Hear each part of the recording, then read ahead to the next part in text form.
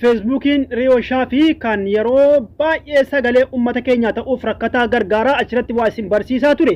Har'aa kommentii wayii irratti arrabaallee miti isa dhumaa warningii inni dhumaanatti kennamee jira akeekkachiisa yeroo hedduu irra deddeebi'anii akeekkachiisatti kennaa jiran. Egaa kabajamtoota hawaasa keenyaa namni sagalee kiyya dhageessan kun Feesbuukiin kiyya kuma 200 qabu irraa gubatee yookaan yeroo inni itti deebi'u namaan galu.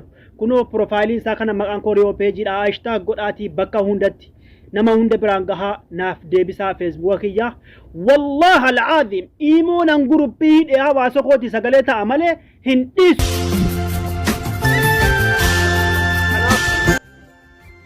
Hawaasni keenya riyooshaa fi peej kan jedhu kuno profailiin isaa hashtag godhaatii nama hunda biraan illee gahaa warroonni followeera hedduu qabdanu akka nama hunda biraan naaf geessanu Feesbuukiin akkanaaf deebi'u.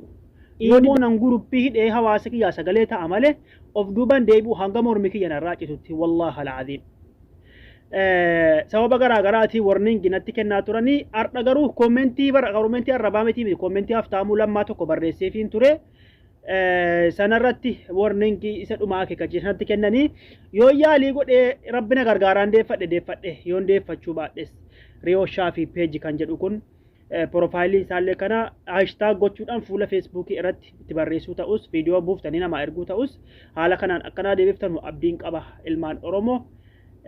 Warrillee sababa siyaasaatiif natti mufattanii natti gammaddanuu unkaan dassaa laachuu waa gammaddan isiniin jedheen jira.